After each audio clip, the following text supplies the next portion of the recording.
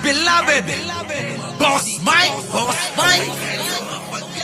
Cervera.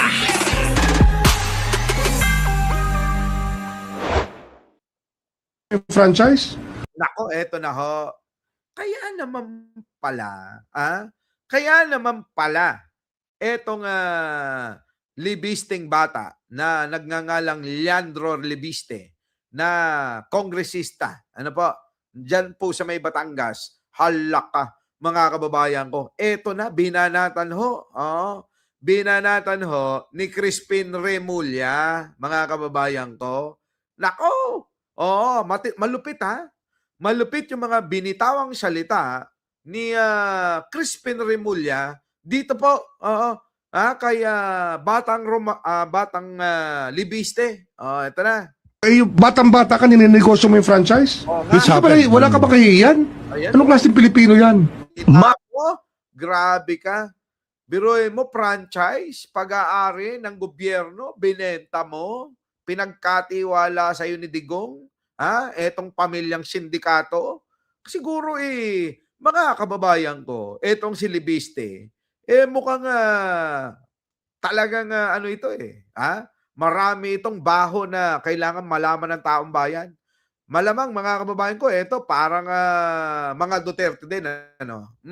Aanghang ang tirada ni Ombudsman Jesus Crispin Remulla kay Batangas 1st District Representative Leandro Leviste. Sa kanyang radio program kaninang umaga, sabi ni Remulla, iniimbestigahan na ang anyay pagbenta at paglipat ni Leviste sa prangkisa na nakuha ng kumpanya nito sa sektor ng solar energy.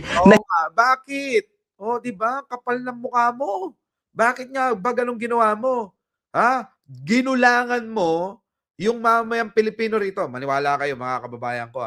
Ginulangan tayo netong si Libiste. Matapos bigyan, 'di ba, Teresita Tan ng prangkisa, eto para sa solar energy. Mga kababayan ko, nung hindi ho naramdaman niya na mukhang hindi magwo-work o puro kapalpakan na ho yung nababalitaan at mukhang tatamaan na siya, ibinenta na ho. Kaya sino tong tycoon na ito? Mga kababayan ko, wag na natin banggitin si Manny P. Mga kababayan ko, grabe no? Hindi ho si Manny Pacquiao. Manny Pangilinan, mga kababayan. Doon niya ho binenta. At alam nyo ba kung magkano binenta? Mga kababayan ko humigit kumulang 30 billion pesos. Mga kababayan ko, 30 billion. Billion po ang pinag-uusapan dito 30 billion. Naku, grabe na. Matindi. Kaya pala, ngayong gets ko na. Hindi anya inaprubahan ng Kongreso. Walang consent ang Congress sa transfer ng franchise na yan. Patay na. Critical yan. National franchise. Illegal pala. So, illegal pala mga kababayan ko yung ginawa ng batang Libiste.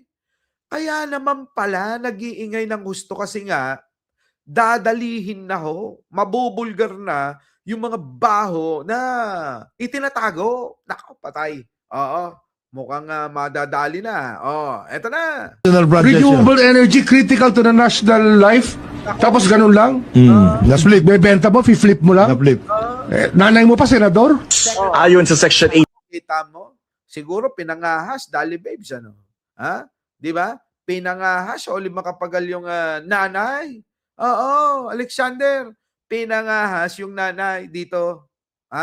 Para makakuha nga ng prangkisa. Eto, take note ho, panahon ho ito ni Duterte. Yung Duterte ho na nakakulong ngayon sa dahig na long hair na hindi pa rin nagpapakita. Nakapatay na.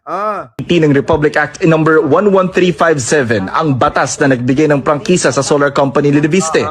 Hindi maaaring ibenta ang kumpanya o ang controlling interest dito nang walang approval ng Kongreso. Sabi Delikado to, makukulong tong bata na ito, mga kababayan ko. Makukulong po ito. Di ba, Sir Mike, si Cory, binenta din ng Meralco at Maynilad Water. Binenta lahat. Wala nang tinira pa ang aari ng gobyerno. Pero ito matindi. Biruin ninyo, batang-bata pa lang yung mga kababayan ko eh. Marunong ng magnakaw, ano? Sabi ni Remulla, mas mabigat ang issue sa prangkisa ni Leviste kaysa hawak nitong tinatawag na Mga kababayan ko, ito na. Mabigat daw, mga kababayan. Etong kasong ito ni Leviste. Baka nakakalimutan ninyo, ang ombudsman ay si Boyeng Remulla. Yuhu! Delikado ka dyan, iho. Delikado ho. Delikado po si Leviste dito. Kasi yung mga kababayan ko, unang-una, parang napaka-desperado ng isang batang Leviste na magnanakaw ka ng mga dokumento para may maibangga ka kung kani-kanino. Tama po ba? Sa sobrang desperado niya, kailangan niyang may pangbangga. Ganito yan. Alam ko, kunyari ako po, no? Sige. Alam ni Leviste na meron siyang kasalanan. So, anong gagawin niya? Maghahanap po yan ng pangbabangga para pang ano ba? Pagka binanatan nyo ko, eto ibabanat ko sa inyo. So, parang ganun ang ginagawa ngayon ni Leviste. Subukan nyo lang, na ako'y galawin at kasuhan, maghahanap ako ng pangbabangga ko sa inyo. Dadamay ko kayo, damay-damay tayo rito. Ganon, mga kababayan ko. Napakasimple lang ng style, ano? Oo, pero eto mga kababayan ko, itong ginagawa ni Leviste na to, nako, mga kababayan, wale. Oo, hindi ito uubra. Maniwala kayo. Hindi yan uubra. Oo, sa tingin ko, mukhang may magsosoli na naman ng pera. Sa tingin ko, may mauubusan na naman ng mga kwarta. Tulad ng mga diskaya at iba pa dyan ng mga nagsosoli ng pera. Di ba? Ganun ho ang mangyayari dyan, mga kababayan ko. Ako, naniniwala. Ganun ang mangyayari. Kayo, sa tingin ninyo, hindi ba pwedeng dapat ibalik po yung pera ng gobyerno kung totoo, no, na etong mga inaakusa ngayon at pinaparatang sa kanya, lalong-lalo na ang ombudsman, sa katauhan ho ni Boyeng Remulla, na talagang may illegal na ginawa.